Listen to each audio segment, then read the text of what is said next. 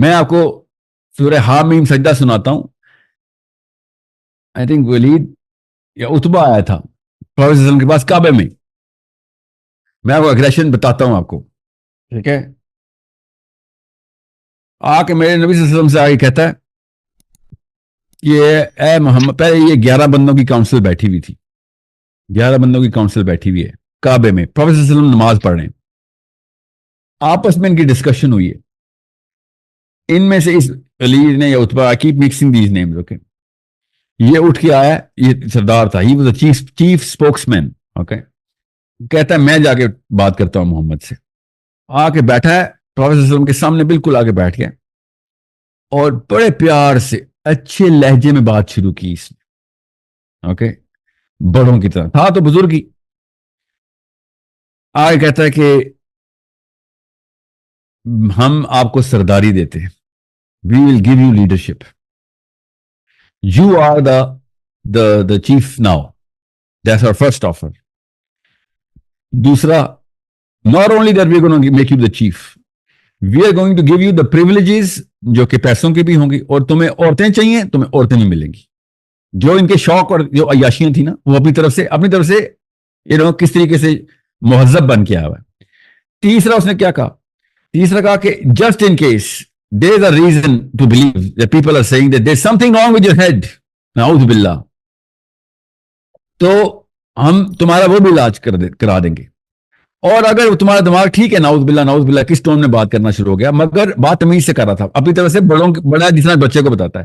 تو پھر کوئی جن آتا ہے تو ہم کاہن بلا لیتے ہیں, ہم کاہن بلاتے ہیں آپ کے لیے. اپنی طرف سے بڑے شائستہ اور بڑے اچھے اخلاق میں اس نے بچے کو کہتے ہوتے ہیں, اور آفر کیا کر رہا. پروفیسر صلی اللہ علیہ وسلم خاموش رہے, اور نبی صلی اللہ علیہ وسلم کی خاموشی کیوں تھی؟ جبرائیل امین نے کہا یا رسول اللہ, اس بندے کا جواب آپ نے نہیں دینا, کیونکہ اس بات پہ غصہ میرے رب کو آ گیا. اب اس کی جواب میرا رب خود دے گا. اور یہ ہے شان نزول سورہ حامیم سجدہ کا. اور اب آپ پڑھیں ذرا سورہ حامیم سجدہ, جو میں بتاؤں گا ان کو کسی دن. یہ تو میرے ریڈار میں نہیں آ رہے کیونکہ they are not important, they are nobodies. Jamaat Islami سے نو باری. ابھی میں جب سے منور حسن گئے تب سے مجھے پتا تھا جماعت ختم ہو چکی ہوئی ہے, اور اب لوگوں کو بھی پتا ہے, فکر نہیں کرے.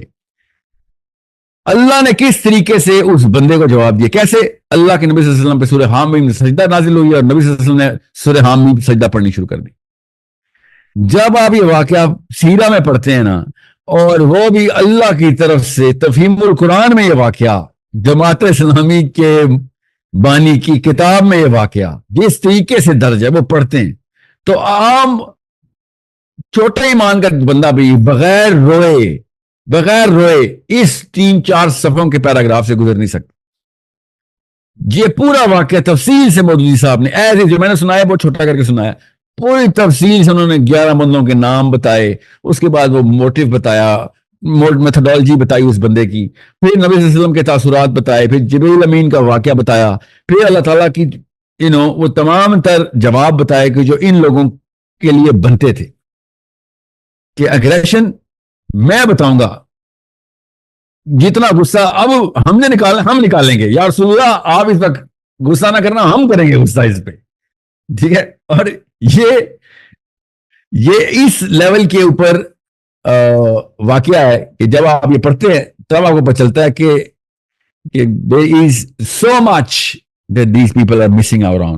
اور اسی لیے ریاکشن کے طور پہ تھنکنگ مسلمان انہی مولویوں سے دور ہٹ کے کوئی لبرل ہو جاتا ہے, تو کوئی ایتھیسٹ ہو جاتا ہے, تو کوئی غامدی کی طرف بھاگ جاتا ہے, تو کوئی القاعدہ کی طرف بھاگ جاتا ہے, کوئی لیفٹ پہ جاتا ہے, کوئی رائٹ پہ چل جاتا ہے. اس سینٹرل ڈیفینیشن پہ صحابی کوالیفائی جو نہیں ہو رہے, اس سینٹرل ڈیفینیشن کے لیے ان کو حدیثیں چھپانی پڑی ہیں. ان سینٹرل ڈیفینیشن کو پورا کرنے کے لیے, یہ پلاسٹک کی ڈیفینیشن کو پورا کرنے کے لیے ان کو سیرہ چھپانی پڑی.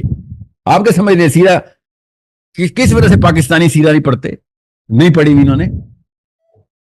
Why do you think سیرہ is not the most widely published book? Because ان کی اپنی ڈیفینیشن ٹوٹ جاتی ہیں اس سے. That is my chief argument کہ یا تو تم ٹھیک ہو یا میرا نبی ٹھیک ہے. یا تو تم سب ٹھیک ہو یا میرا حسین ٹھیک ہے، یا تم ٹھیک ہو یا امام مہدی ٹھیک ہوگا، یا تم ٹھیک ہو یا احمد بن حنبل ٹھیک ہے. مجھے بتائیں ان سب ہستیوں کے ایک طرف، باقی پورے کے پورے دنیا اسلام ایک طرف ہو جاتی تو کفار کو تو چھوڑے. میں کیسے چوز کر لوں آپ کی ان ڈیفینیشنز کو؟ what kind of rationale is کہ ہم یا تو علماء کو چوز کریں گے یا پھر حسین کو. آپ لوگ علماء کو چوز کر لیں، میں حسین چوز کر لیتا ہوں، بس اتنی سی بات ہے.